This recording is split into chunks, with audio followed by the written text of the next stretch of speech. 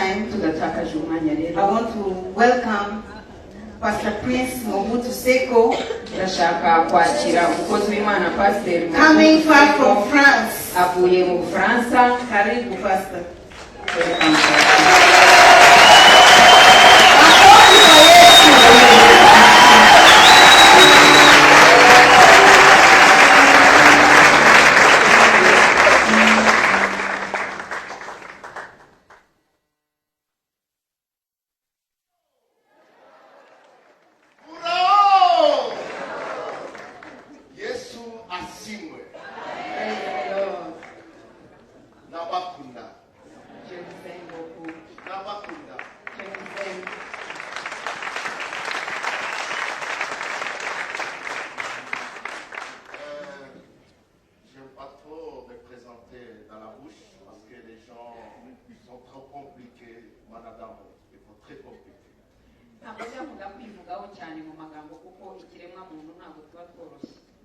Je sais qu'il y a des Congolais ici. Ils savent qu'on ne peut pas passer par élection, ceux qui n'est pas congolais. Et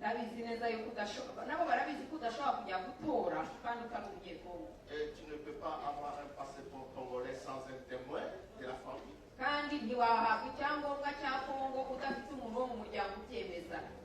J'ai sur ma main mon passeport. J'ai dans mes mains ma carte électorale. Permis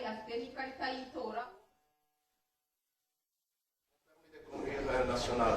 kandi afite n'icyemezo kimwemerera gutwara imodoka cyo mu gihugu cya Kongo. Au lieu que je parte ce que je vais, il faut que mon passeport et mes documents officiels parlent.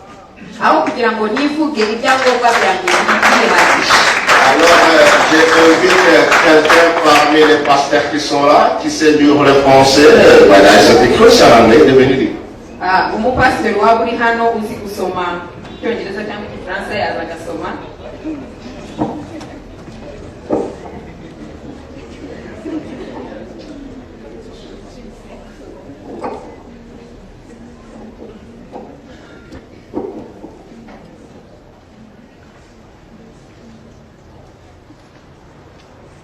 Ce passeport est la propriété de la République démocratique du Congo. République démocratique du Congo. Passeport. Numéro 02 01 88 74 6. Et c'est comme moi. Même les noms, il faut comparer. C'est vrai. Les noms, c'est Mobutu Seko, Bouaza, Prince, Congolaise, RDC. Ok. Né le 30 juin 1964. Lié le 14 septembre, lieu de naissance.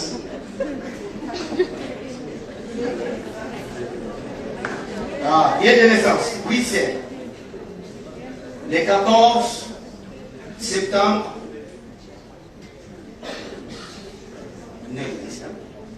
Oui, le 10. 13 septembre 15. C'est là le jour où le passeport va expirer. Carte d'électeur. Numéro 13 37 39 11 35 0. Nom Mobutu Bouaza Seko Prince. Date et lieu de naissance le même 11 septembre. Merci beaucoup.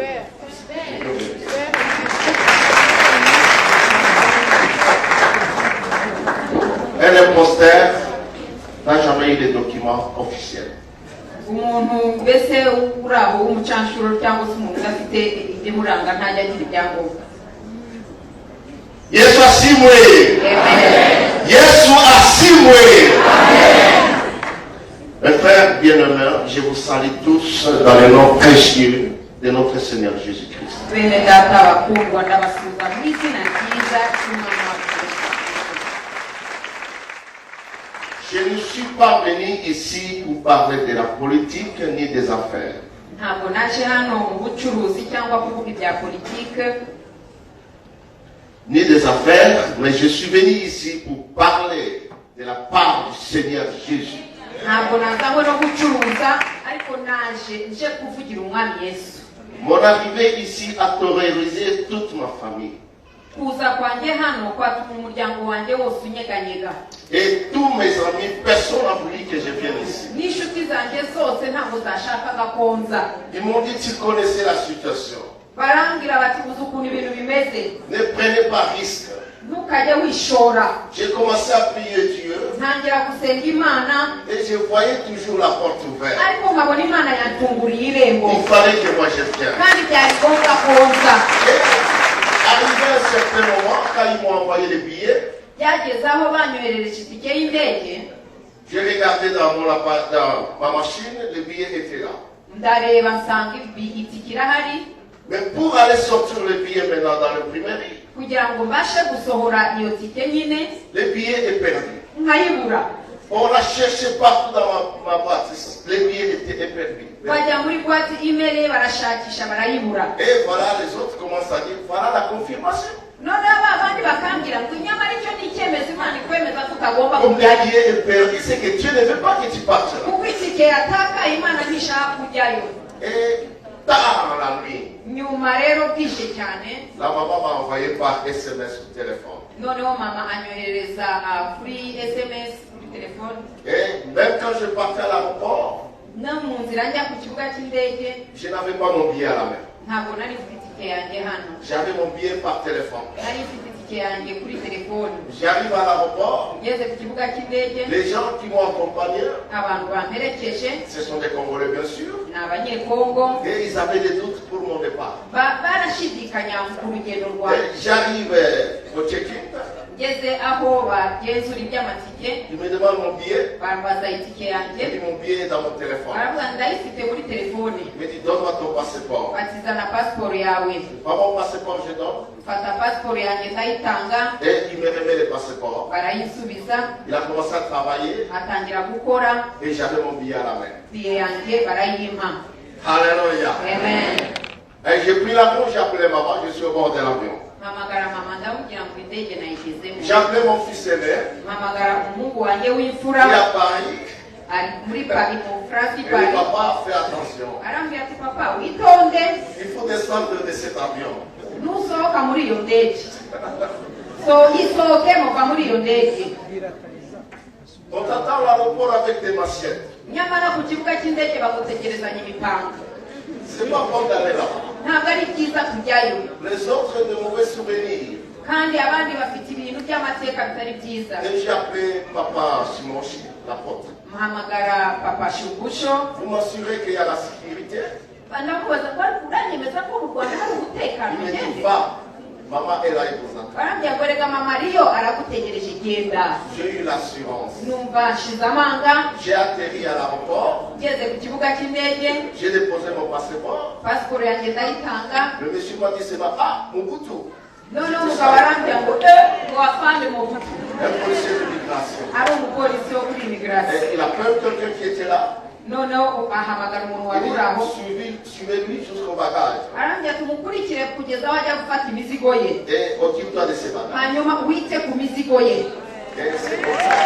nuko ninjiye. Je viens à la sortie. usohotse Je vois un policier qui me suit derrière. mbona umupolisi unkurikiye, Je vois un policier qui me suit derrière. mbona umupolisi unkurikiye, Je n'ai même pas voulu le regarder. nta nubwo nashatse no kumureba. Et je regarde à ma gauche ndebye ibumoso bwanjye, et j'ai vu la délégation et des personnes que je connaissais. mbona noneho abantu nzi, Et j'ai vu des journalistes mbona abanyamakuru qui voulaient m'interviewer.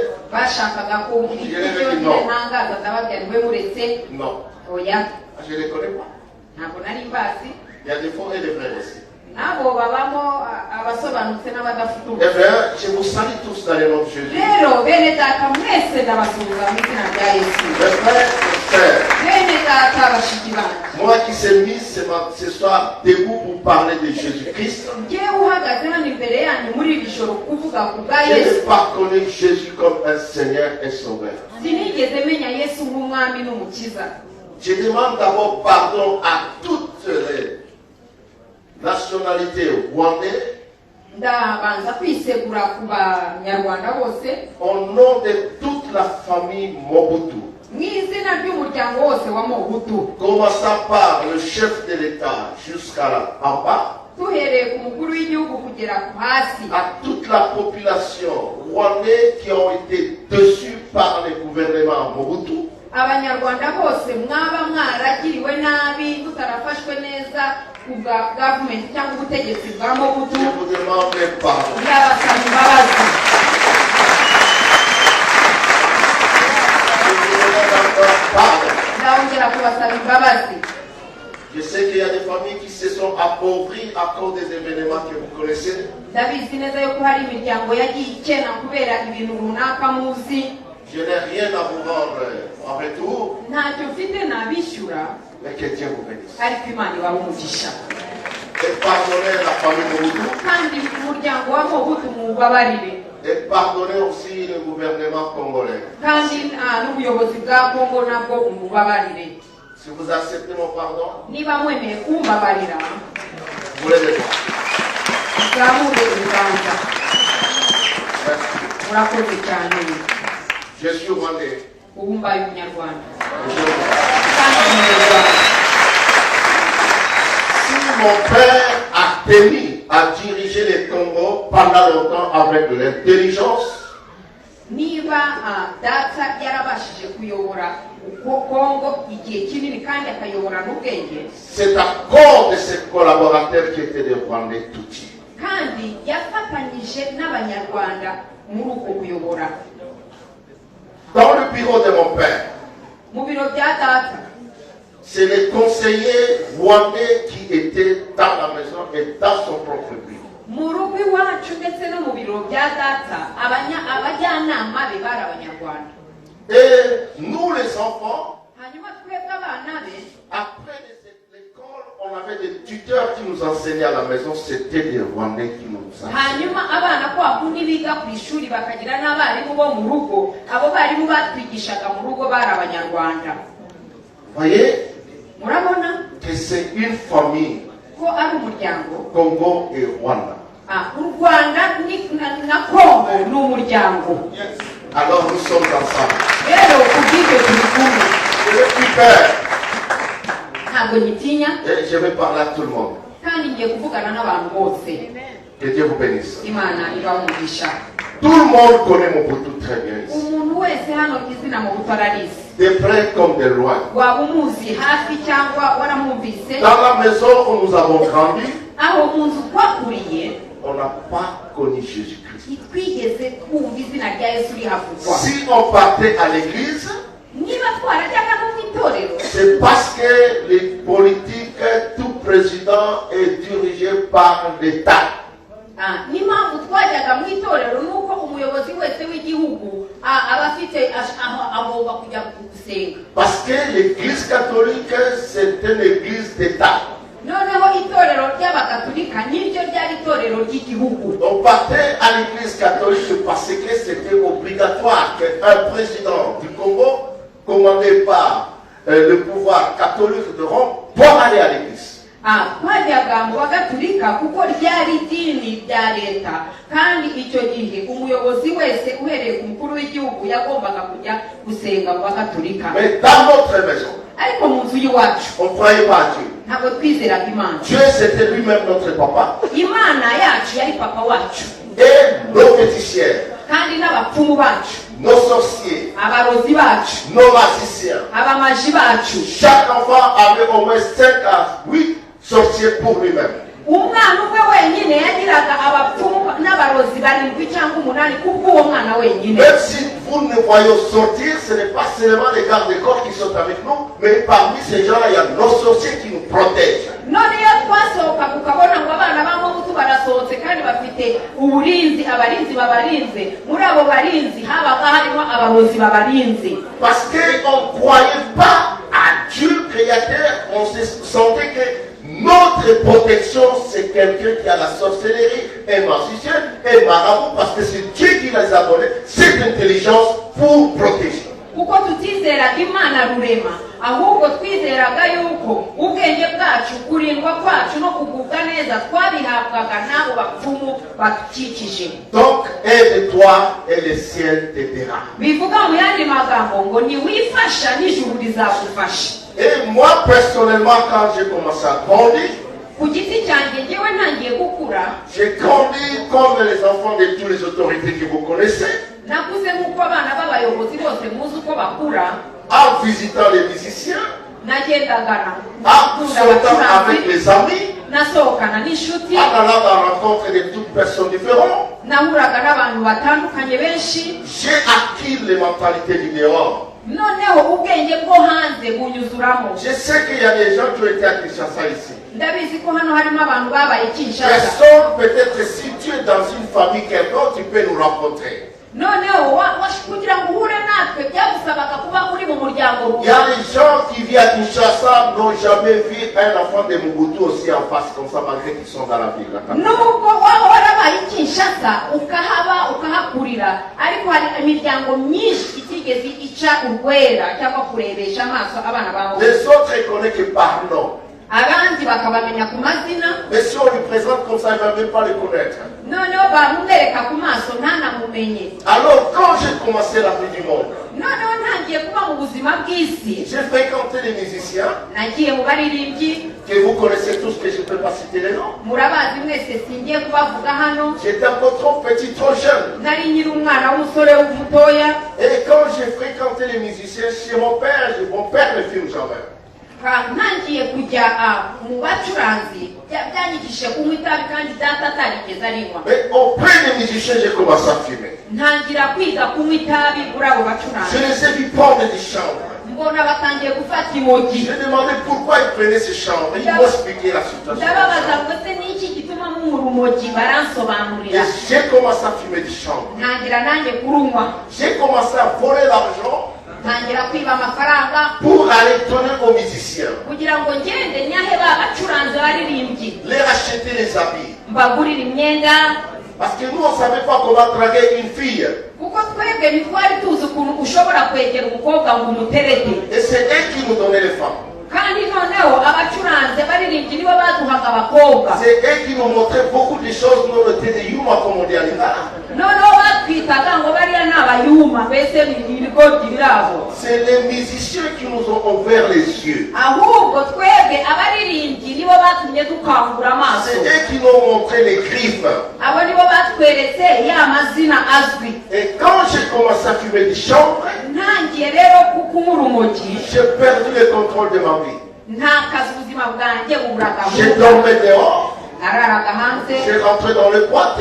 ninjira mu mabwati de nuit, Et quand je sortais avec les amis, nasohokana n'inshuti. c'est eux qui voulaient me faire voir que je suis grand. Aha, inshuti zanjye nizo zansunikiraga gushaka kunyereka ukuntu ndi umuntu ukomeye. C'est eux qui nous poussaient de monter. Noneho nibo badusunikaga ngo C'est tuzamuke. eux qui ne voulaient pas que nous soyons avec d'autres personnes. Noneho bo ntibashake yuko tugira n'abandi bantu Et twegera. finalement, j'ai accepté tout ce qu'ils m'ont proposé. Nyuma bituma nemera ibyo bambwiraga byose. Et quand je rentre dans la boîte, Nakwinjira muri buwate, sans que moi je demande qu'on ferme la boîte déjà est fermée. iyo ninjiraga muri buwate sinasabe yuko bakinga Pas umuryango d'entrée, pas de bagahita sortie. ntihagire wongera kwinjira, ntihagire uwinjira gusohoka. Et s'il me montre une belle femme, je mets trop souvent les métis. Bakanyereka umugore mwiza, nakundaga imvange z'abazungu n'abirabura. Prince, tu prends celle-là, elle est bien, regarde. Barambwira bati Prince uriya wamufata arasa neza. Même si elle est la femme de quelqu'un, Nawe yaba ari umugore wa kanaka, moi je la prends avec moi. njyewe naramutwara. Et si son mari ou son copain est là, Yaba ari kope we cyangwa umugabo we yaba ahari, s'il veut agir, on le prend, on le met dans le coffre de la voiture. yashaka gukopfora bakamufata bakamushyira mu ibutu y'imodoka. Et j'ai commencé à m'avaler une voiture d'état. Noneho ntangiye Si je pas l'argent, je vais vendre cette voiture, mais celui qui va acheter, si on l'arrête, on récupère, il perd l'argent. noneho naba nta mafaranga nashiriwe nkafata imodoka za leta nkazigurisha wa wundi waziguze kubera ko ari iya leta agatakaza kuko ntiyayigurura. Et si je manque l'argent, nabura amafaranga je vais chez les Libanais, nkajya mu je balibane vais chez les Indiens, nkajya mu bahinde je demande l'argent. nkabasaba amafaranga. Et s'il me donne pas, je lui dis, regarde la photo qui est sur cet argent. noneho nkabanyima amafaranga nkambya urinda unyima amafaranga wabanza ukareba ifoto iri kuri ayo mafaranga. C'est pour mon père, mais c'est pour toi. ese ayo mafaranga ni aya data n'ayawe? Et voilà ce que j'ai commencé à faire. nibyo nari ntangiye Je gukora. rentre dans un magasin, nakwinjira mu iduka on m'emballe des histoires, bakampfunyikira ibintu je donne ma carte de visite, nkatanga aga business card kanjye. mais derrière ma carte de visite, il y a un mot de passe. noneho inyuma yawo habaga hari ijambo ry'ibanga. Si on ne voit pas ce mot de passe, les gens ne vont pas te recevoir. noneho batabona iryo jambo ry'ibanga ntibakwakire. Et si je vais dans un hôtel, najya muri hoteli, dans un restaurant, muri resitora, je mange et tout le monde commence à sortir. nkarya abantu bose bagasohoka Parce que mes gardes de corps faisaient terroriser les gens. kubera ko abarinzi banjye bateraga ubwoba abantu. Et je n'avais plus une bonne vie. ni ukuri nta buzima bwiza nari Mon ngifite. père s'est lamenté. data aritotomba. Je me rappelle qu'un jour je suis allé voir le gouverneur de la banque. nibuka ko rimwe nagiye kureba guverineri wa J'ai banki. dit, il faut que tu me donnes de l'argent. ndabwira ngomba kumpa amafaranga. Il me dit, comment moi je vais te donner de l'argent? agatse naguha n'amafaranga. Mais il faut pas me demander à ton père. Moi je dis, c'est toi qui vas me donner de l'argent. arambwira se wajya ukayasaba so undi arambwira ati ni wowe uyampa. Il me dit, je n'ai pas droit à te donner de l'argent. noneho aravuga ati nta burenganzira afite bwo kuguha amafaranga. Alors, si tu veux que moi je te donne de l'argent, aravuga ati niba ushaka ko kuguha amafaranga, je te donne un document qui signe que c'est toi qui as pris l'argent. noneho ndaguha urupapuro usinyaho wemeze ko ari njye waguhaye Et amafaranga. moi je l'ai redit. noneho ndamubwira Je ne vais pas signer, ndamubwira ntabwo sinye mais tu vas me donner l'argent. kandi urayampa. Et si tu ne me donnes pas l'argent que je te demande, nutama amafaranga musabye, moi j'avais le dire à mon père ndajya kubibwira data que je vous ai trouvé en train de faire une réunion politique pour lui faire un coup d'état. nutama amafaranga ashaka ndagenda musereretse mubekere kwa data yuko nasanze muri mu nama muri kugambana. Alors vous connaissez bien mon père. noneho nk'uko mwari muzi data. Si tu veux les gagner, noneho aravuga ati niba ushaka kugira ngo pas ugire seulement igikundiro, parler du politique à côté de lui. niba ushaka ngo data umugireho igikundiro genda uvuge politiki iwanjye. Et quand le gouverneur a entendu cela, guverineri abyumvise il me dit, alors tu veux que je te donne combien? aravuga ngo nguhangahe. Il a commencé à m'appeler mon fils. aravuga ati mwana wanjye, Moi j'ai dit, donne-moi ce que je veux. ndabwira ngo umpa ayo nshaka. Je ne me rappelle pas l'époque, ça fait très longtemps. sinibuka hashize igihe Il m'a kinini. donné tout un carton. yampaye igikarito kinini Et je suis parti. ndagenda. Et lui-même, il a signé à son. ubwe asinya mu izina rye. Et c'est ça, la nouvelle est arrivée auprès de mon père. iyo nkuru mbi igera kwa data. Mon père m'a dit, mon fils, data arambwira ati ariko mwana wanjye, tu ne me présentes plus. nta nubwo Tu ugikwiriye ne présentes plus l'image de la famille. mwana wanjye usigaye udukoze isoni ishusho y'umuryango nta Tu ne dors pas à la maison. ntukirara mu rugo, Tu manges plus à la maison. ntukirya mu rugo, Et j'entends les gens te chanter. kandi ndumva abantu bakuvuga. Tu peux me dire c'est quoi, qu'est-ce qui se passe dans ta vie ese maintenant? mu buzima bwawe ubayeho ute, bimeze gute? Alors, il a décidé de m'envoyer au petit séminaire de Kinzambi pour aller devenir prêtre. afata icyemezo cy'uko anyohereza mu iseminari ry'ahitwa Kinzambi kugira ngo nzabe umupadiri. Et quand je suis allé au petit séminaire, ngiye muri petit seminaire, j'arrive là-bas, le prêtre curé, je crois que tout le monde les connaît, si je cite les noms, je crois les clients sont ici. Vous connaissez le stade de Tata Raphaël. Vous connaissez Verben. Vous savez que c'est un prêtre. muzi ko ari umupadiri ababaye Kinshasa, abamuzi. Et son fils umwana we était aussi prêtre. nawe yari umupadiri. Et c'est lui qui était le chef du couvent où je suis allé étudier. aha niwe rero wari umukuru wa kuva cyangwa seminari nagiyemo. Il vient un jour, il me dit, Prince, umunsi araza arambwira umwe ati prince, je vois l'étoile de Dieu sur toi. ngo nyamara prince ndabona kuri wowe hariho inyenyeri y'Imana. Et il dit l'étoile de Dieu. arambwira ngo inyenyeri y'Imana. Chez nous, on ne croit pas à Dieu. kandi iwacu tutiyemera imana. Moi-même, j'ai des fétiches et de la sorcellerie avec moi. Ubwo yambwiraga nari mfite ibipfunyika by'amarozi kuri Et jyewe. je venais même de prendre la drogue à ce moment-là. Akivugisha nari maze gufata ibiyobyabwenge. Au lieu de me dire qu'il voit l'étoile de Satan, il dit qu'il voit l'étoile de Dieu. Ntangazwa nuko aho kugira ngo ambwire yabonyeho inyenyeri ya satani, ambwira ngo yabonyeho inyenyeri y'imana. Et j'ai commencé à me moquer de lui. Ndamuseka. Et il me dit, Arambwira nous voulons garder cette étoile que Dieu a mis en toi. ngo noneho iyo nyenyeri imana yagushyizeho turashaka kuyirinda. Tu dois quitter le dortoir Ugomba kuva aho abandi bana baryama pour venir habiter avec nous au couvent. ukaza kubana natwe aho abapadiri baba. Alors moi, dans mon intelligence, j'ai compris que c'est mon père qui a dit que je ne sois pas au dortoir avec les enfants, d'autres enfants. Il faut que je sois au couvent pour qu'il me surveille. Noneho ambwiye ngo sinzongera kurarana n'abandi bana ahubwo nzajya ndyama mu nzu y'abapadiri. Muri jyewe mpita numva ko ari data baba baramubwiye ngo ntakararane n'abandi ahubwo umwiyegereze kugira ngo ujye umucunga. Yesu asimwe. Yesu ashimwe cyane. Et quand je suis allé au couvent, Ngiye muri kuva rero le prêtre est venu me poser 3 questions. padiri arazambaza ibibazo bitatu. La première question, Ikibazo cya mbere, est-ce que tu aimes les belles femmes? ese ukunda abagore beza? La deuxième question, Ikibazo cya kabiri, est-ce que tu aimes la popularité? ese ukunda kuba icyamamare? La troisième question, Ikibazo cya gatatu, est-ce que tu aimes l'argent? ukunda amafaranga? Mais vous connaissez que toutes ces 3 questions, vous aussi, vous les cherchez. Murabizi neza ko ibyo bibazo namwe nubwo musetse mujya mubishyikira Est-ce que je pouvais dire non? ese nababeshye? Ese nashobora kuvuga ngo hoya? J'ai dit, mais effectivement, c'est ce que le monde entier en cherche. Noneho ndamubwira ngo ibyo uvuze n'iby'isi yose yiruka inyuma. Il me dit, alors, je vais te donner la prière pour ces 3 questions. Noneho arambwira ngo ngiye kuguha isengesho uzajya usenga ku Il a bw'ibyo. donné 4 bougies, il a fait sortir 4 bougies rouges, Azana amabuji ane atukura, un parfum et la poudre. azana akantu k'agafu na C'est moi parufe. qu'il y avait des Congolais qui connaissaient à l'époque, il y avait la poudre qu'on appelait folie d'amour. Hariho Vous connaissez? Voilà. ababaye muri Kongo mwaba muzi agafu bitaga ibisazi by'urukundo. Et il a pris ce parfum folie d'amour, poudre folie d'amour, Afata yafu yitwa ibisazi by'urukundo avec des parfums différents. n'amaparufe atandukanye Il a mis sur la table. ashyira ku meza.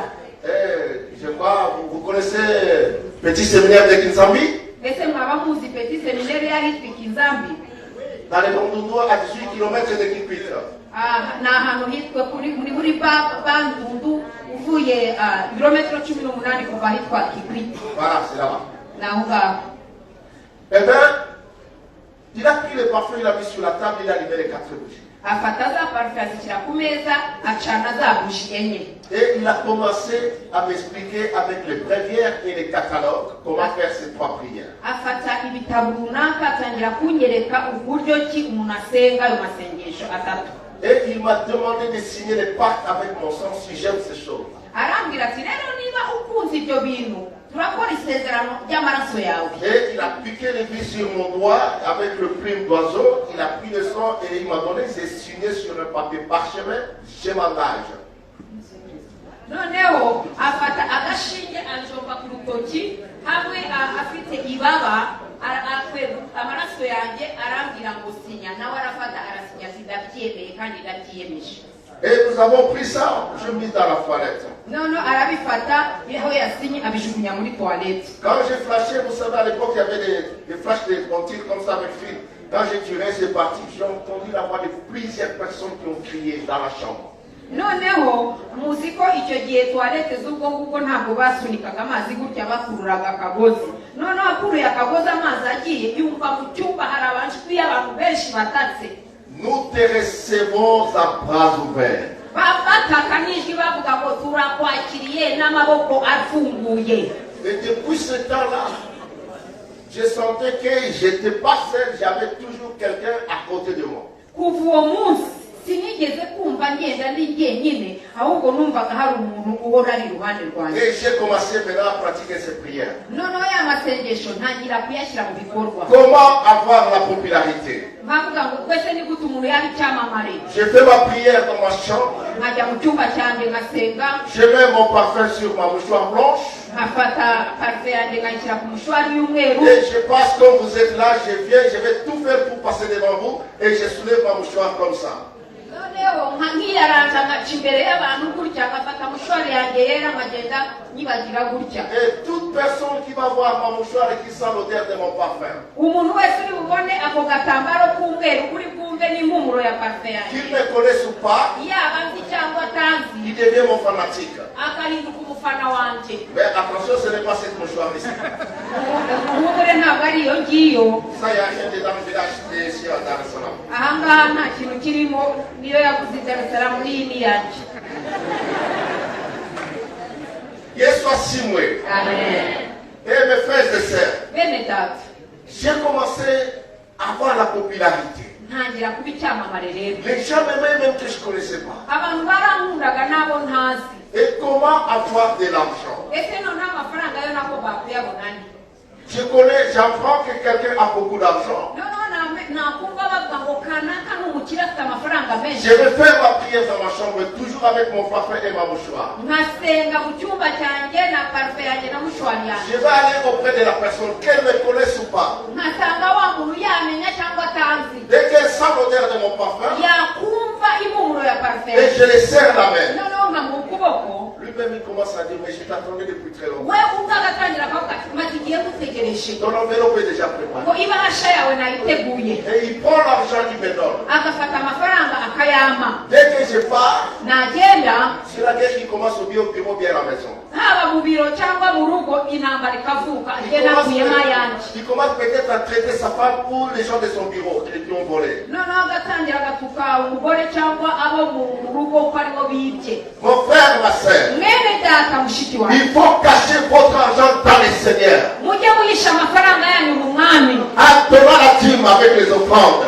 Ngo tujye tutanga aha. Parce que si vous ne cachez pas votre argent au Seigneur, Ni tujye duhisha amafaranga yacu mu mwami dutanga amaturo n'ibyacu ntitutabigenza gutyo. fort malheur peut les voler. Wa wundi wiba azayiba. Des fois, vous perdez l'argent dans le bureau. Akenshi mu biro byanyu mujya mutakaza amafaranga. Des fois, vous perdez l'argent dans la maison. No mu rugo mugatakaza amafaranga. Vous croyez que la femme ou les enfants ou les gens du bureau ont volé, Mukagira ngo abana cyangwa umugore cyangwa abakozi bayibye. mais c'est le vol malheur qui l'a volé. Ni wa mujura wa mubi mudayimoni wayibye.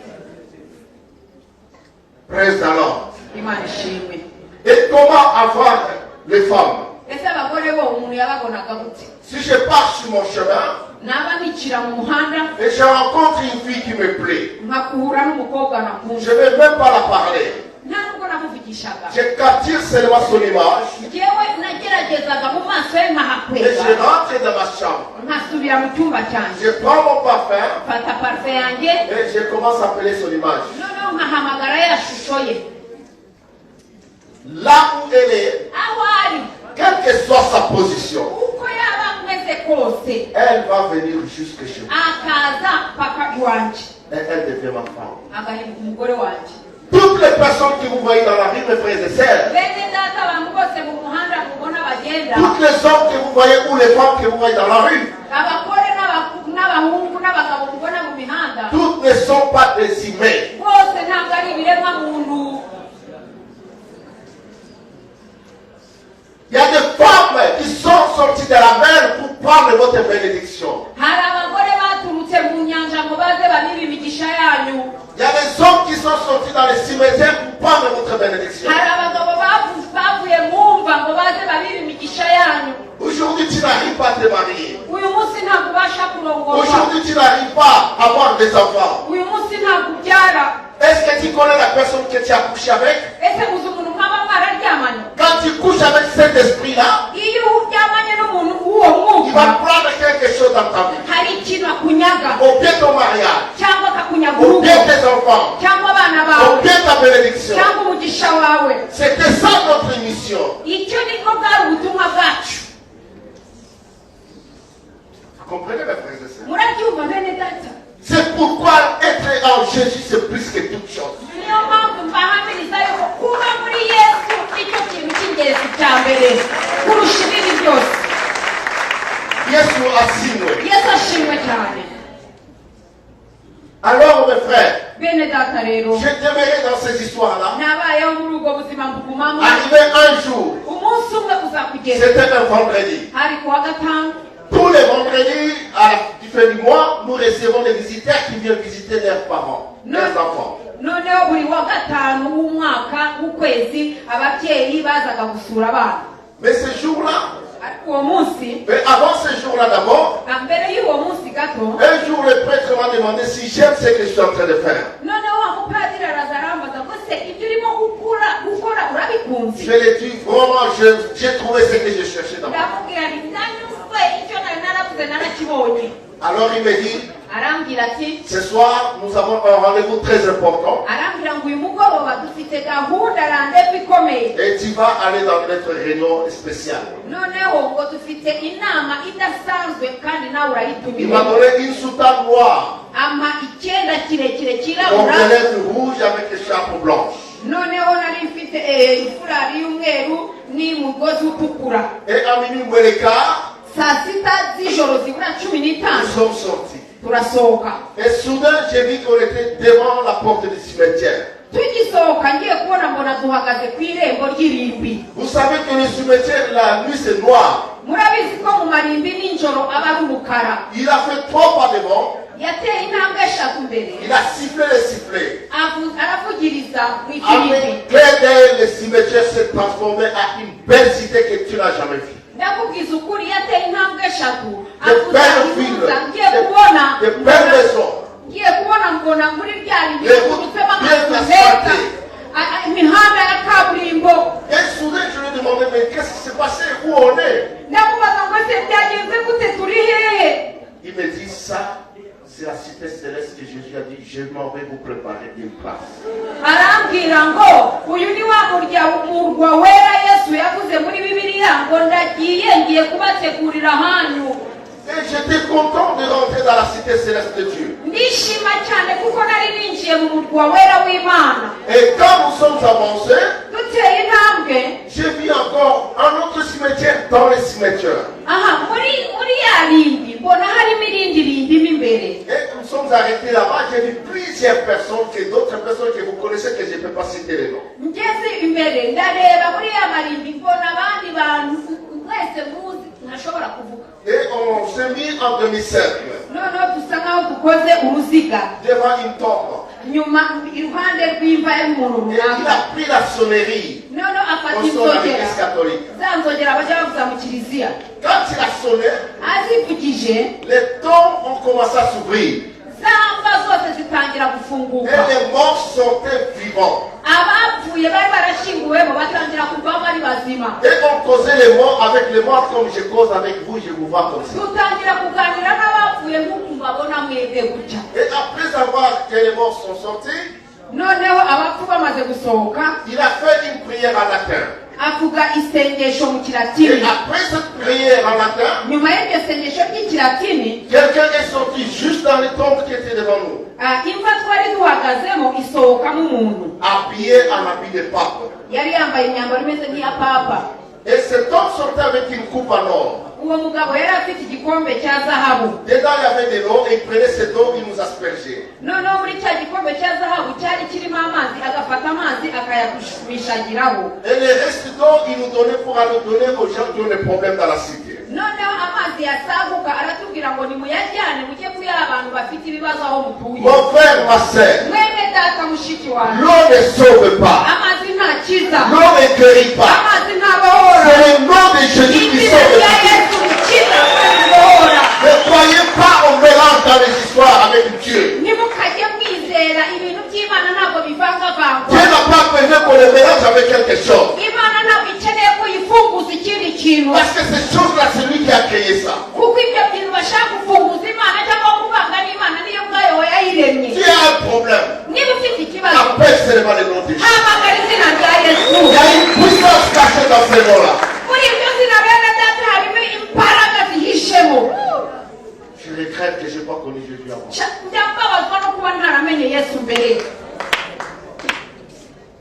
Mes frères et sœurs, bene data bashiki bawe après toutes ces cérémonies, nyuma y'iyo mihango yose un coup de sonnerie, les morts rentrent.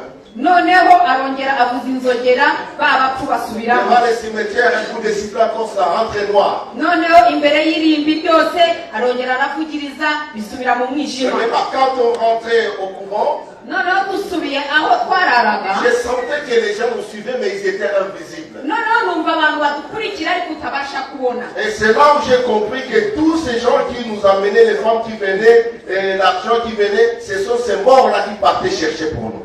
noneho aho niho nasobanukiwe yuko ya mafaranga baduhaga abo bagore baduhaga ni ya mizimu yagendaga kubituzanira Alors, un vendredi, comme j'ai dit tout à l'heure, nkuko nabivuze umunsi umwe ari uwa gatanu c'était le rendez-vous de la réception. yari gahunda yo kwakirwa Et le vendredi là, on vient me dire, après, tu as de la visite. noneho barambwira ngo prince uyu munsi wa gatanu wasuwe Je dis, faites-la venir dans ma chambre. aravuga ngo mumuzane mu cyumba cyanjye Et c'est une petite fille de 3 ans qui est arrivée. noneho mu cyumba cyanjye bazanamo akana k'agakobwa gafite imyaka 13 Très belle à voir.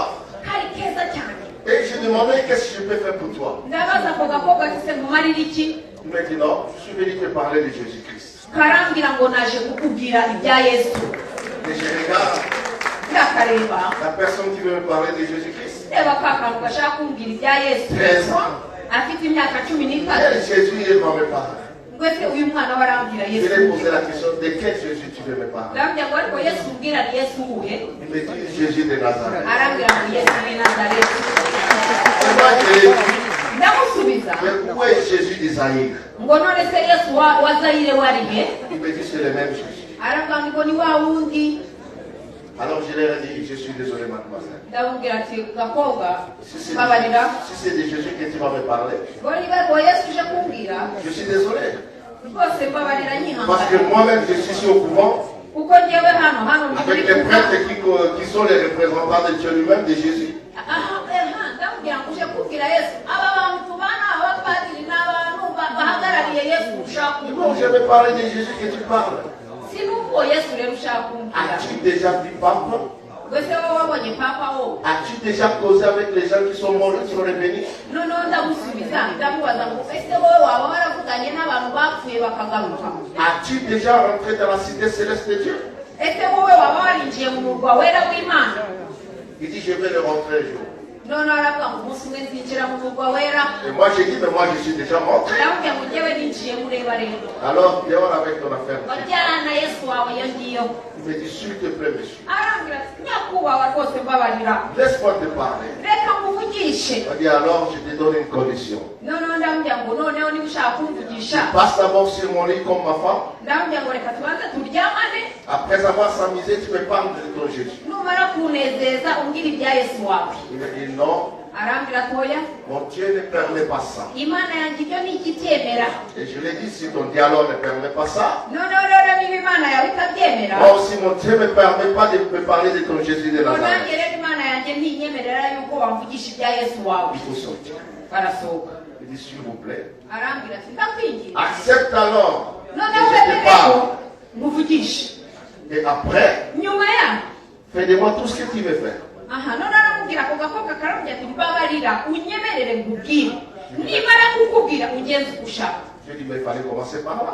noneho ndamye kera kose se kuki utahereye aho ngaho Allez, vas-y, parle-moi. ngaho vuga rero Et cette fille a commencé à me parler de Jésus. ako kana k'agakobwa gatangira kumbwira ibya Et yesu c'est ma vie que je menais qu'elle était en train de parler. uwo mwana w'umukobwa yaravuze avuga bwa buzima bwanjye bwose mbamo Tous les points de ma vie, elle citait point par point, virgule. C'est comme si elle marchait avec moi nuit et jour. ubuzima bwanjye bwose arandondora ashyira aho ngaho ahari akadomo akahashyira ahari akitso akahashyira ubu wagira ngo yarandebaga twaragendanaga Et elle me dit que si tu ne donnes pas ta vie en Jésus, tu vas mourir.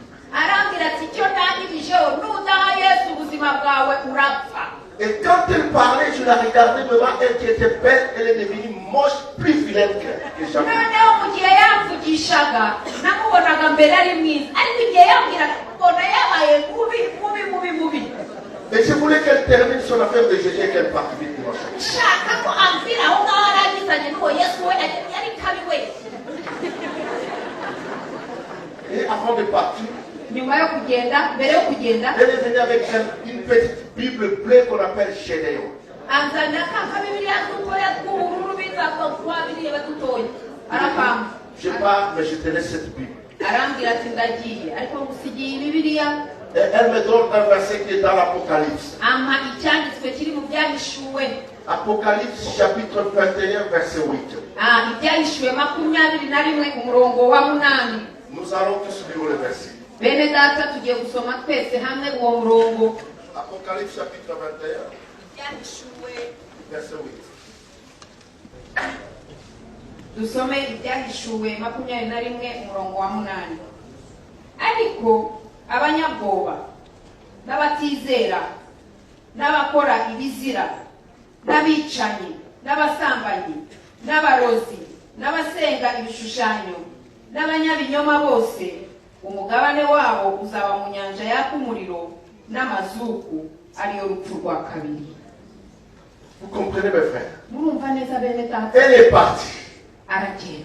Je lis ce verset. Soma iki cyanditswe. La Bible dit, Bibiliya iravuga ngo tous les gens qui pratiquent ce que vous venez d'entendre parler dans la Bible, abakora ibi bintu byose dusomye hano muri Bibiliya, leur part, umugabane wabo c'est dans les temps brûlants de feu, ngo ni mu nyanja yaka umuriro, et qui est la seconde mort. ibyo akaba ari rwo rupfu rwa kabiri. Dis-moi mon frère, ma soeur, Mbwira mwene data, qui parmi vous ici peut accepter de mourir deux fois? ese ninde muri mwe wakwemera gupfa kabiri? Il est là. Ari hano? Tu es mort. Warapfuye n'ubundi, On t'a mis dans les cercueils. bagushyize mu Et on isanduku. appelle les militaires pour venir tuer à cause c'est toi que tu meurs pour la deuxième fois. Aha, ukaba warapfuye uri mu isanduku, noneho bagahamagara umusirikare ngo wakurase kandi uri intumbi. Je dis non. Ndavuga nti reka da, Si c'est mourir deuxième fois à cause de ce que je fais là, ndibwira ngo niba ari ugupfa urupfu rwa kabiri kubera biriya bintu nkora, c'est mieux d'arrêter ibyiza ni uko nabihagarika que de mourir deux fois. aho kugira ngo nzapfe urupfu rwa kabiri. Pourquoi j'ai eu peur de la mort, de la deuxième mort? Ese niki cyatumye ntinya urupfu rwa kabiri? Parce que quand nous partons au cimetière, Kuko iyo twajyaga mu marimbi, je vois les gens qui sont morts là au cimetière, ils vivent. nabonaga abantu babo bari bari mumva, Et moi, si je meurs, nanjye napfa on m'enterre, et bakamukinga, là, je vais mourir encore. kandi noneho nkongera nkapfa. Je dis non. Ndavuga ntoya, Là, ça ne peut pas se passer comme ça. ngo ntabwo ari uko bizagenda. Et j'ai eu peur. Ndatinya, J'ai pris la magie de la maison et la magie du prêtre et j'ai mis en dessous de mon lit. noneho mfata ya maji iwacu bari barampfunyikiye, mfata ibijyanye na maji ya padiri mbipfunyika munsi y'igitanda. Et j'ai dit, je n'irai même plus là-bas dans le cimetière. Ndabahakanira ndavuga ngo no mu mva zabo sinzasubirayo. Et malheureusement pour moi, c'était aussi un vendredi encore. Kandi noneho ikibabaje hari nanone ku wa gatanu, Je n'ai pas voulu partir.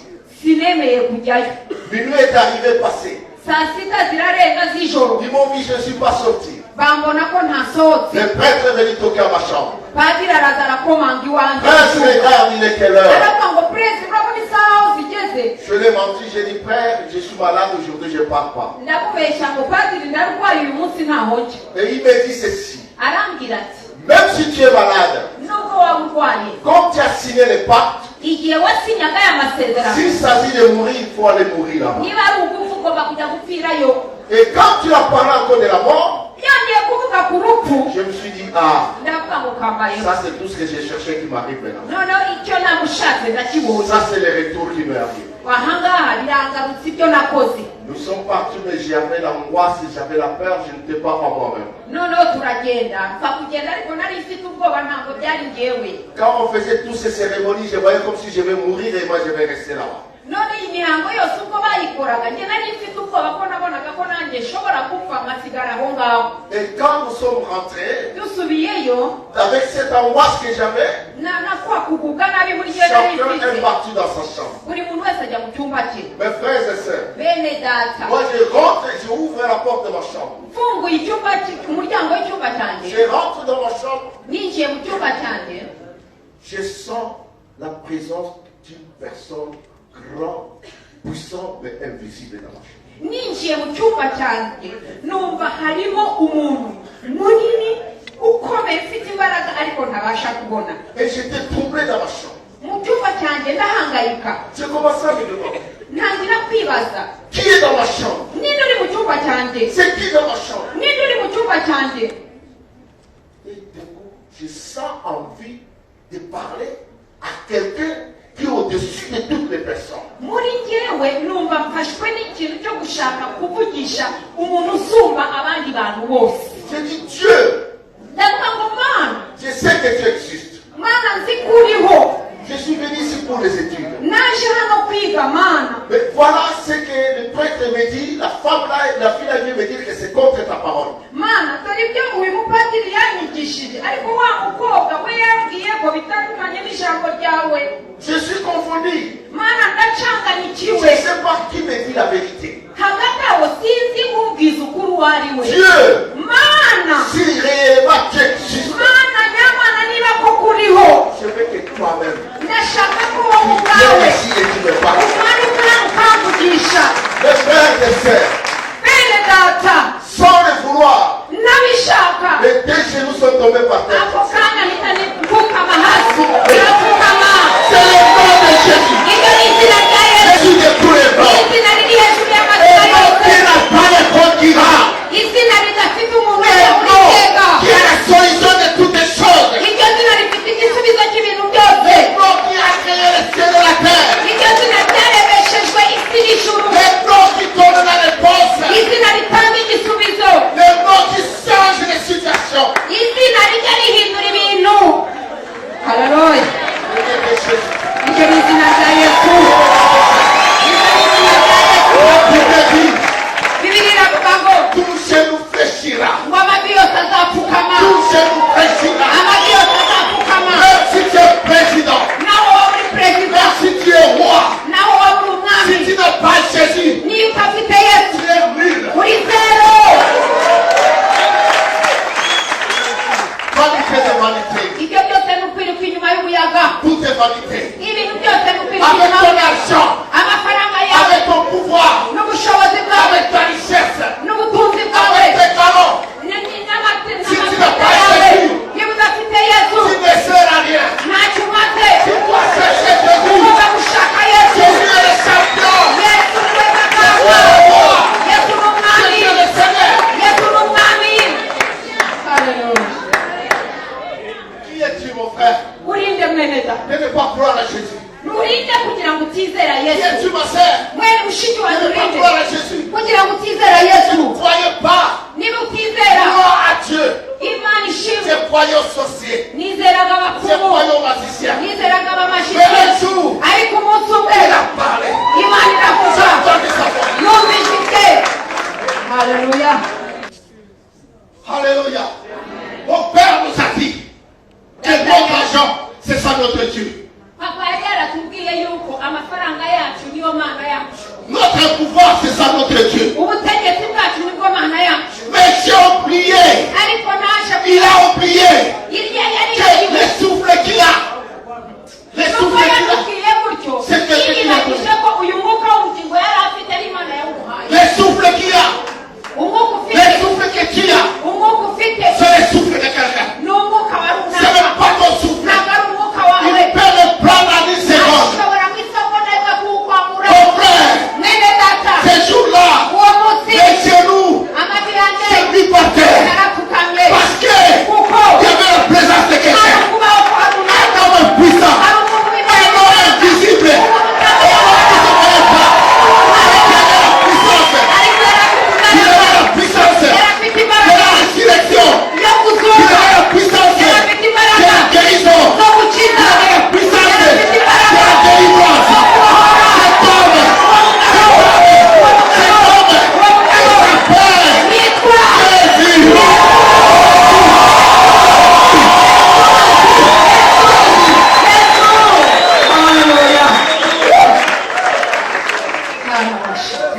Cherchez Jésus dans ta vie. mwene data, shakisha Yesu mu buzima bwawe.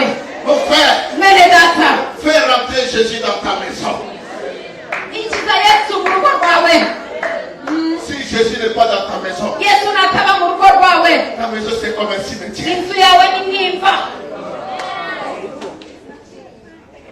Praise alors. Imana ishimwe cyane. Yesu asifiwe. Yesu ashimwe cyane. Yesu asifiwe.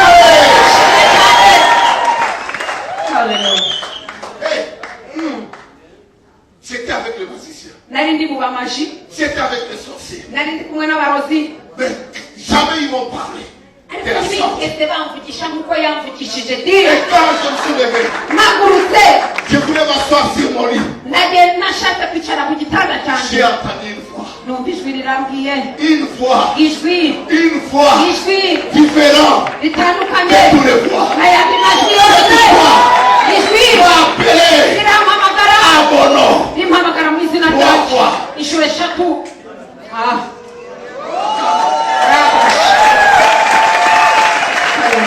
Cette voix m'a appelé à mon nom. iryo jwi rimpamagara mu izina À mon ryanjye propre nom. izina ryanjye bwite Presse mon bouton. ngo pureze Mobutu Presse mon bouton. inshuro ya kabiri pureze Mobutu gatatu pureze Mobutu Je suis ngo ndiho l'éternel ton Dieu. n'uwiteka J'ai entendu ta voix. numvise ijwi ryawe Je suis venu te dire ngo naje kukubwira que tout ce que tu es en train de faire, ngo ibyo urimo gukora byose tu crucifies le Christ pour la seconde fois. ngo urimo urabamba Yesu inshuro ya kabiri. Mon frère, ma soeur, mwene data tout ce que tu es en train de faire, ibyo urimo gukora byose qui ne glorifie pas Dieu, bidahesha Imana icyubahiro tu crucifies le Christ uba ubamba Kristo inshuro yindi pour la seconde fois là. inshuro ya kabiri umubamba ku musaraba uhora umubamba Tu les tortures.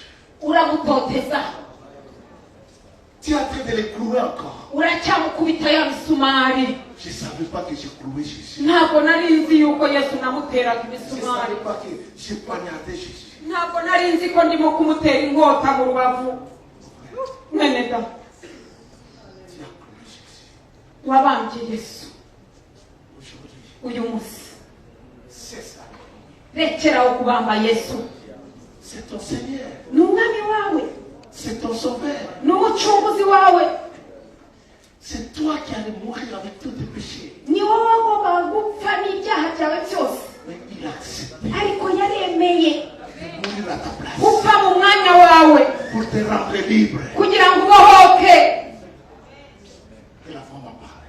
ijwi riramvugisha Ce soir, uyu mugoroba je vais m'arrêter là. reka ndekeraho. Et demain, ejo je donne le deuxième partie. nzabaha igice cya kabiri Quand la voix m'a parlé, kuko ijwi ryaramvugishije. qu'est-ce qui s'est passé? ijwi rimaze kumvugisha byagenzeho. Mon frère, ma soeur, mwene data tu es chrétien, uri umukristo mais jamais Jésus t'a parlé. ariko Yesu ntarakuvugisha. Tu es chrétien, uri umukristo mais jamais il a répondu à ta prière. nta naragusubiza na rimwe. Tu fais des prières de 21 jours, ukajya usenga iminsi des makumyabiri n'ine, prières de 40 jours, tu imyasengesho iminsi mirongo ine, veilles nuit et jour. ukarara mu mabere ijoro n'amanywa, Jamais Jésus entend ta prière. ariko ukaba utarumva. Ce soir, uyu mugoroba tu es chrétien, uri umukristo, tu es là.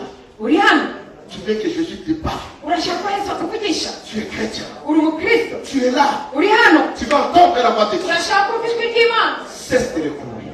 rekeraho kumubamba, Cesse de clouer Jésus. rekeraho kubamba Yesu. Et ce soir, kandi iri tu joro es là ce soir. uri hano, Tu es encore dans la vie du monde. uracyari mu buzima Tu bw'isi, fais encore les choses que moi je faisais. uracyakora bya bindi byose Tu es encore nakoraga. derrière les filles et les femmes et les hommes. uriruka inyuma y'abakobwa Tu es n'abagore encore dans les n'abagabo, cigarettes.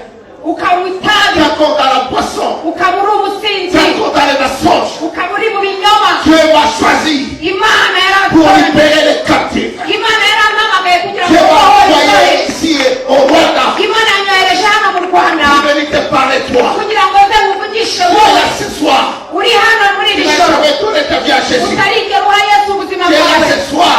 uri hano, Tu es pied dans le Seigneur, pied dans le monde. uri kaguru kamwe mu Mana akandi kaguru mu isi. Jésus aussi a besoin de toi. Yesu nawe aragukeneye, Jésus a besoin de toi. Yesu aragukeneye. Là où tu es, aho uri viens mon frère, ma soeur. ngwino mwene Viens data, recevoir Jésus. ngwino wakire Yesu, Viens rencontrer Jésus. ngwino uhure na Yesu. Jésus t'a jamais parlé. Yesu ntarakuvugisha Viens na rimwe. aujourd'hui. ngwino none, Il va te parler. uyu munsi arakuvugisha, Il va te parler. arakuvugisha. Viens mon frère. ngwino, Ne regarde personne. Ne regarde personne. nturebe umuntu ukuri iruhande. Lève-toi. Haguruka, Viens. ngwino, Je vais prier pour toi. ndashaka kugusengera. Tu veux entendre la voix de Dieu. urashaka kumva ijwi ry'Imana, Tu cherches Dieu. urashaka Imana, Tu veux entendre sa voix. urashaka kumva ijwi rye. Viens, je te prie. Urakoze Merci, cyane, que Dieu te bénisse. Imana iguhe umugisha. Merci, Bélé. Nimuze nimutere intambwe muze hano, protokoli bafashe muze hano. Imana, Yesu Jésus arabakunda, vous aime, mon frère. Yesu arabakunda, Jésus vous aime, ma soeur. Yesu arabakunda. Vous ne connaissez pas encore Dieu. Ntabwo muramenya Yesu, Vous voulez le connaître ce soir. urashaka kumenya uyu Venez mugoroba. à Jésus. Ngwino sanga Toi Yesu. qui vous parle de Jésus. Yewe ndi kubabwira C'était Yesu, comme toi. nari meze nawe. Tu es mieux que moi. Ukeka ko ushobora kuba urusha kuri mwiza, njyewe nari mubi Et cyane. quand je cherchais Jésus, Njyewe nakwereka Yesu, quand j'ai appelé Jésus, igihe nahamagaye Yesu, Jésus a écouté ma voix. Yesu yumvise ijwi ryanjye. Ce même Jésus-là, Uwo Yesu rero il est là ce matin, ce ari soir. hano muri iri joro, Il est là ce soir. ari hano muri iri Il joro, va écouter ta prière. yumvise isengesho Il ryawe, va écouter tes pleurs. yumvise amarira yawe, Il va te pardonner. agiye kukubabarira, Il va changer ta vie ce soir. agiye guhindura ubuzima bwawe muri iri Ce joro, soir, muri iri joro. ta vie ne serait plus les mêmes. Ubuzima bwawe ntabwo buzongera kumera nk'uko bwari Jésus va buri. rentrer dans ta maison. Yesu agiye kwinjira mu nzu yawe, Jésus va te donner la joie. Yesu agiye kuguha umunezero, Jésus va te donner la paix. Yesu agiye kuguha amahoro. Si tu rentres chez toi, Nusubira iwawe, il change ta situation. Yesu agiye guhindura imibereho yawe. Haleluya. Acclamons pour les Reka Seigneurs. dukomere Imana amashyi. Frère, ma sœur, Mwene data mushiki wanjye uri hano, moi aussi je suis venu comme toi. nanjye naje nk'uko waje, Et quand j'ai ouvert mon cœur, nkinguye umutima wanjye, je demandais pardon à Dieu. saba Imana imbabazi. Jésus m'a pardonné. Yesu yarambabariye Et il m'a lavé. kandi aranyuhagira, Et à travers moi, kandi biciye muri njye il a commencé à travailler aussi dans ma famille. À travers moi, biciye muri njyewe il a commencé aussi à travailler dans ma famille. yatangiye gukora mu muryango wanjye. Aujourd'hui, Uyu munsi ta vie ne serait plus les mêmes. ubuzima bwawe ntabwo bwongera kuba uko bwari buri. Je demande à l'orchestre Reka abaririmbyi de donner une chanson d'adoration baduha indirimbo yo kuramya Imana, pendant que nos frères et sœurs sont en train de donner leur vie à Dieu. mu gihe aba bene data bari bube bavuga isengesho ryo kwakira umwami Yesu. Ferme tes yeux maintenant, mon frère. Wowe uri hano imbere, humiriza amaso yawe, Regarde maintenant ta vie. urebe ubuzima bwawe, Commence à regretter toutes les choses mauvaises que tu faisais. utangire ubabazwe n'ibintu bibi byose wakoraga. Dis qu'il n'y a personne qui donne le pardon comme Jésus. Ndakubwiza ukuri, nta muntu ujya ubabarira nka Yesu. Il est rempli d'amour et de compassion. Yuzuye urukundo n'ibambe n'imbabazi. Quel que soit le péché que tu as commis, Ibyaha ibyo ari byo byose waba warakoze, il va te le pardonner. Yesu yiteguye kukubabarira. Il est là ce soir. Ari hano muri iri joro, Commence à prier maintenant. mu mutima wawe tangira Ouvre usenge. ta bouche, commence à lui parler maintenant. Rambu, fungura akanwa kawe utangire Ouvre ta bouche, umuvugishe. commence à parler à ton Dieu, mon frère. Fungura ijwi ryawe, akanwa kawe Commence à lui utangire demander uvuge. pardon. Tangira umusabe imbabazi, Commence à regretter tes péchés. wicuze ibyaha byawe. Il est là ce soir. Ari hano muri iri joro, Commence à prier maintenant. tangira usenge. Et soulève tes mains. Zamura ibiganza byawe, Soulève tes mains, commence à parler à Dieu. zamura ibiganza byawe, utangire uvugane n'Imana uhumirije. Qu'elle se chante.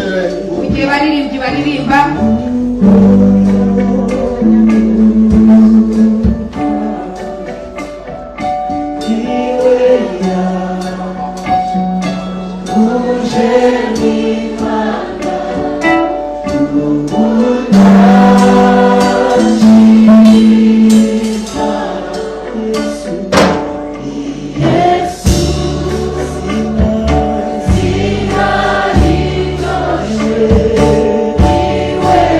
Il est rempli d'amour, mon frère. yuzuye urukundo mwene data.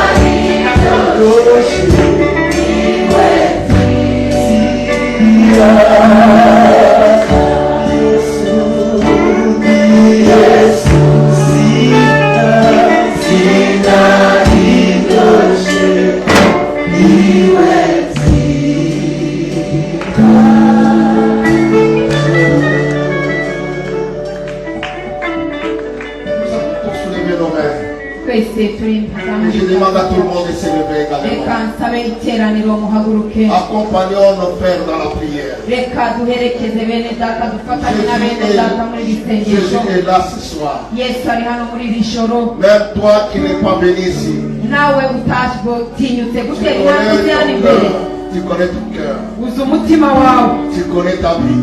uzi ubuzima bwawe. Là où tu es, Jésus est là pour toi. aho uri nawe utatinyutse kuzana Les imbere frères Yesu et ari sœurs, ku bwawe. levons nos mains. aba bari hano imbere muzamure ibiganza byanyu. Vous allez répéter cette prière après moi. musubiremo muri iri sengesho nimara kuvuga. Seigneur Jésus, subiramo ngo mwami Yesu. vuga cyane ngo mwami Yesu. vuga cyane. plus fort, vuga cyane uti mwami Yesu. je suis ton enfant. ndi umwana wawe. Ce soir, uyu mugoroba vuga cyane. j'ai pris la décision fashe icyemezo d'abandonner le monde. yo kureka isi. J'ai pris ma décision fashe icyemezo d'abandonner les péchés. kuva mu cyaha. Seigneur, mwami tu m'as parlé. wamvugishije. J'ai compris, Seigneur, nasobanukiwe mwami que j'ai perdu mon temps ko natakaje igihe cyanjye dans les choses du monde. ndi mu bintu by'isi. Je te reçois ce soir uyu mugoroba ndakwakiriye comme Seigneur et Sauveur. umwami n'umucunguzi wanjye. Viens dans ma vie, ngwino mu buzima bwanjye. change ma vie, hindura ubuzima bwanjye. pardonne-moi mes péchés, mbabarira ibyaha byanjye. lave-moi avec ton sang. unyoze n'amaraso yawe. Père, data ne regarde plus mes péchés. ntiwongere kwitegereza ibyaha byanjye. Reçois-moi comme ton enfant. unyakire nk'umwana wawe. Écris mon nom wandike izina ryanjye dans ton livre de vie mu gitabo cyawe cy'ubugingo et remplis-moi de ton Esprit Saint. kandi unyuzuze umwuka wawe wera. Toi, Satan, wowe satani, toi, Satan, wowe satani. plus fort. vuga cyane umucyare. Toi, Satan, wowe satani, ouais, Satan, wowe satani, ouais, Satan, wowe satani. tu m'as trop trompé. warambeshye cyane. Aujourd'hui, uyu munsi je ne veux plus de toi. ntabwo ngigushaka. Sors dans ma vie, sohoka mu buzima bwanjye. sors dans ma vie, sohoka mu buzima bwanjye. sors dans ma vie. sohoka mu buzima bwanjye. Lâche-moi, ndekura, lâche-moi, ndekura, lâche-moi, ndekura, lâche-moi, ndekura, lâche-moi, ndekura, lâche-moi. ndekura. Jésus, Yesu viens prendre place dans mon cœur. ngwino ufate icyicaro mu buzima bwanjye. Je t'aime, Seigneur Jésus. ndagukunda mwami Yesu. Je t'aime, Seigneur. ndagukunda mwami. Merci de pouvoir me sauver. urakoze kunkijije. Merci de me pardonner. urakoze kumbabarira. Au nom de mu Jésus. izina rya Yesu. Amen. Amen.